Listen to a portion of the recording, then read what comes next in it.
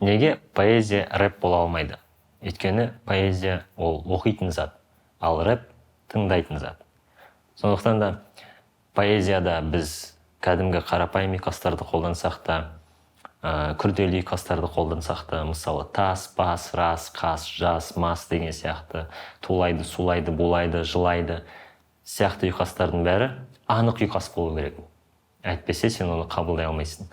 Ал рэп тыңдайтын зат болғандықтан, мен мысал үшін мотивация деген сөзбен не істеп жатырсың, йоу деген сөзді ұйқастыра аламын. Қалай? Мотивация, не істеватсың деген сияқты. Бірақ оны сен тыңдамасаң, оның ұйқас екенін түсінбейсің. Ал оқысаң, ол ұйқас емес. Мысалы, кисло-сладкий бонада өте қызық жолдары бар. Күні-түні релакс, кислый бона у руля, телефон сөндірулі. Бұлай қарасаң, ұйқас та жоқ, мағына да жоқ.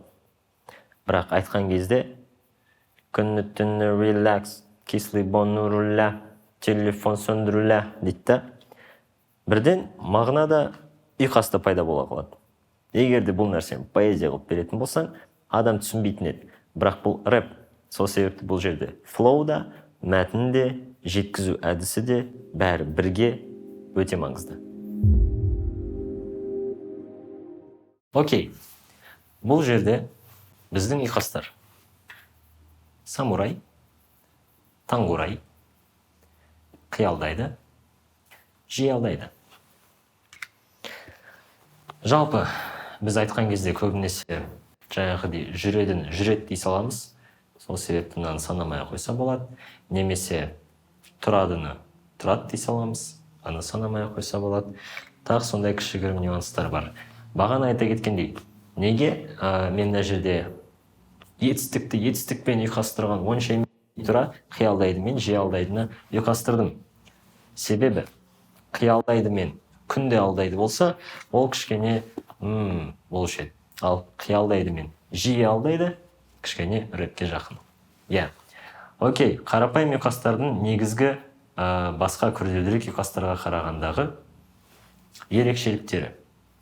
Шыбық ұстап алған самурай бақшадан күнде теріп жүреді. Таңғурай бақшадан күнде теріп жүреді. Таңғурай. Мына жерде бізде негізгі ұйқастарды құрайтын ол орай. Орай. Қалғандары жай қосымша деп айтса болады. Біз ең соңғы жақтарын ұйқастырамыз. Бірінші жолдың соңғы жағы, екінші жолдың соңғы жағы. Дайды. Жиі ал мен қиял жиял болып кетеді. Бұл екеуі енді бірге ұйқасады міндетті түрде. Бірақ сонда да негізгі ұйқас бұл жерде. Дайды мен дайды. Құрай, ұрай. Біз сол жерге қараймыз да ұйқастың бар екенін түсінеміз. Егер де мысал үшін шыбық ұстап алған самурай бақшадан күнде теріп жүреді бүлдірген десек, онда әрине самурай мен бүлдірген бір-бірімен мүлде ұйқаспайды. Сенің жолындағы ең соңғы бірнеше әріп, мысалы тың, тын деген сияқты әріптер бір-бірімен міндетті түрде ұйқасу керек. Бұл қарапайым ұйқастар. Өте жеңіл, қолданысқа өте оңай, алайда сенің өзіңнің жолдарында, өзіңнің әңгімен болу керек, сол кезде қарапайым ұйқастар ішті пыстырмайды. Алайда егерде сенің әңгімеңде толыққанды бір қызық ештеңе болмаса, және сенің ұйқастарында тым қарапайым болса, онда сені тыңдау кішкене ішпыстырарлық болып қалу мүмкін. Сол себепті тіпті қарапайым ұйқастарды жазғанның өзінде де барынша өзіңнің әңгімеңді жеткізуге тырыс. Ендігі кезең бізде дабл раймдар, яғни екілік ұйқастар. Сенің жолыңның аяғындағы екі сөздің келесі жолдың аяғындағы екі сөзбен ұйқасуы. Бірінші жол бітеді, екі сөзі. Келесі екі жолдың біткен екі сөзімен ұйқасады. Бұл қарапайым ұйқастарға қарағанда кішкене күрделірек, және де егерде сен барынша тапқырлық танытып, ол ұйқастарды кішігірім күрделендіруге тырыссаң, яғни етістік пен етістік емес, кішкене басқаша ізденіс көрсететін болсаң, онда ол тіпті нұр үстіне нұр болып кетеді. Біздің үйдің кірпіштері лайдан істелген. Адал адам болғың келсе пайда іздеме. Қаймақтардың бәрі кейін қайнап піскенде бақыттың көлігі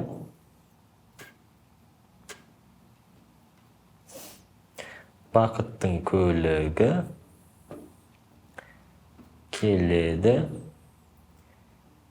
жайлап бізге де. Окей. Енді бұл жерде ұйқастар қайда тұр? Біздің ұйқастар мына жерден басталады. Окей. Бізде бірінші жолдың соңғы екі сөзі бар. 1, 2. Екінші жолдың 1, 2. Үшінші жолдың 1, 2. Төртінші жолдың 1, 2. Сол себептен бұл дабл райм. Мынаумен мынау ұйқасады, мынаумен мынау ұйқасады, мыналар өзара ұйқасады. Қарапайым ұйқастағыдай тек соңғы жағы екіге бөлініп кетеді. Енді бұл жердің ұйқасы қай жерде жатыр? Бізде үндестік заңы бар. Сол себепті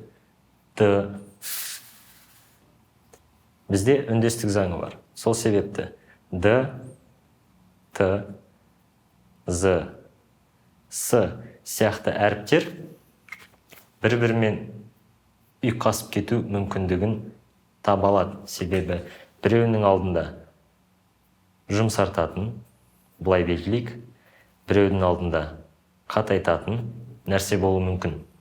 Сол себепті кейде Д, Т сияқты естіліп қалады, Т, Д сияқты естіліп қалады. З мен С да дәл сондай оқиға. Сондықтан да біз қазір ай деген нәрсені аламыз да, ай, одан кейін да бар, мына жерде ай, да бар, ай бар, н, бірақ мұнда тағы да а бар. Ай бар, тағы да а бар. Сол үшін біз үнге қараймыз. Ай, а, ай, а, ай, а, ай, а, лайдан пайда қайнап жайлап деген нәрсе бізде солай ұйқасып кетеді. Істелген, іздеме, піскенде, бізге де. Бұл жерде қайда жатыр ұйқастар? Іс, е. Іс, е. Іс, е. Іс, е. Негізінде іс бен іс өзара ұйқаспайды. Бірақ егерде біз сөздерді бірге айтып кетсек, жайлап бізге де, қайнап піскенде, пайда іздеме, лайдан істелген. Бұл сенің үндеуіңе байланысты. Яғни сол себепті біз рэпті жай ғана оқымаймыз, рэпті оқымақ түгілі тыңдап та үлгеруіміз керек. Сондықтан да біз мына жерде дабл райм деген кезде біздің соңғы жақтағы екі сөз бір-бірімен жағы екінші. Дабл райм деген кезде сенің бірінші жолындағы соңғы екі сөз екінші жолындағы соңғы екі сөзбен ұйқасу керек. Ұйқастар шамамен осылай көрінеді. Сен таза ұйқастарды да істей аласың, бағанағы самурай, таңғурай сияқты, бірақ дыбыс үндестігін қолдана отыра, осындай да ұйқастар істесең болады.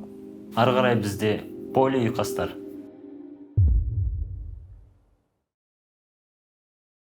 Негізі оның қандай атауы бар екен білмеймін, бірақ поли ұйқастар деп атаймын. Ол нәрсенің қиындығы. Жалпы бұл үшінші кезеңде алсақ болады, яғни бастауыш сыныпта оқитын рэперлер үшін бұл ең қиын деңгей. Жалпы бұның қиындығы неде? Сенің жолыңның ішінде әр сөз бір-бірімен ұйқасу керек, және жолыңның аяқтары бір-бірімен ұйқасу керек. Яғни сенде толыққанды ұйқастар болу керек. Бұл пазл. Окей. Бөтелектен бөтен көбелектер түсе көбелең деп тұрып төлек етпе, білсін бөлігі өлкей бізде көлеге екілең, сөз көп, бірақ көн қап төңіректе. Көн қап төңіректе.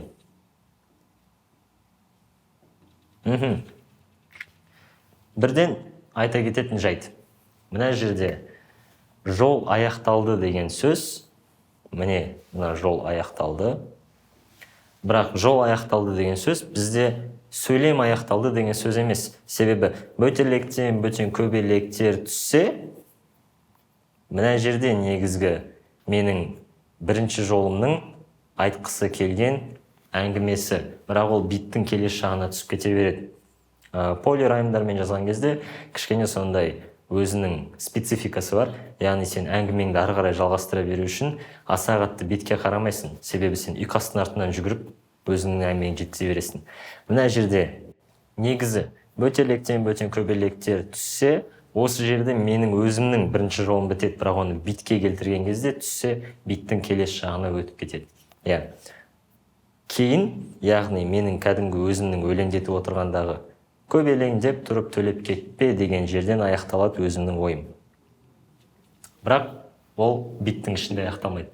Сол себепті полирайммен жазудың бір ерекшелігі де сол. Сен аса қатты сенің ритміңнің ішінде болып жатқан нәрсеге аса қатты қарамайсың, сен өзіңнің ритміңді ұстап аласың да, ең бастысы әңгімеңді жалғастыруға тырысасың. Себебі бір-бірімен ұйқастырған кезде сен ұйқас қолап мағынаны жоғалтып алмауың тиіс. Егер жай ғана ұйқастыра беретін болсаң, бірақ мағынасы жоқ болса, онда ол онша емес. Окей. Енді түсінейік. Бұл жердегі ұйқастар қайда және неге бұлар бір-бірімен ұйқасып жатыр? Окей. Ең басты зат бізде ол Ö және Е дыбыстары. Ö, Е. Мына жерде де бізде Ö, Е. Ö, Е. Е, Е. Ö, Е. Ö, Е. Ö, Е. Жалпы бүкіл Ö мен Е-нің бәрін біз қазір мына жерден алып шығамыз. Одан кейін мына жер бөлек әңгіме.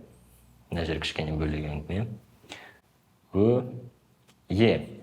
Одан бөлек бізде Л әрпі бар, Т әрпі бар.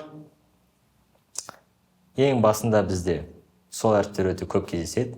Т, Л, Б да бар.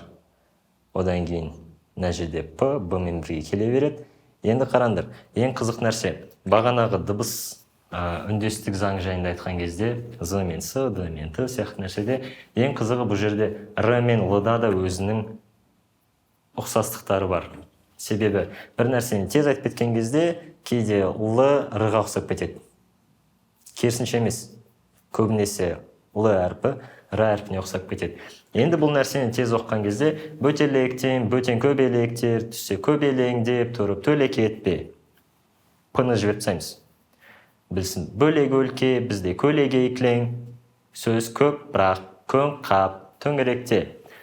Мына жерде неге бөлек әңгіме дедім, өйткені мен көң қаппен көп брақты бір-бірімен ішінде тағы да ұйқастыруға тырыстым. Яғни кішкене ритмикалық өзгеріс пайда болу үшін. Ол қалай ұйқасты? Мына жерде менде Қ мен А бар. Қ мен А бар.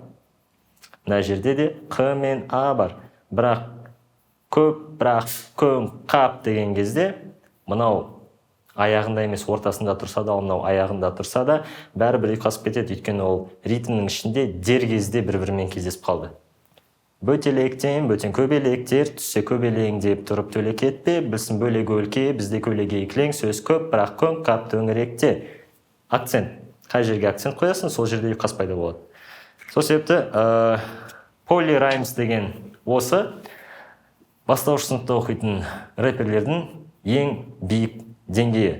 Яғни егер бастауыш сыныпты 5-пен бітіргің келсе, сен полирайммен бітіресің. Осындай әңгіме.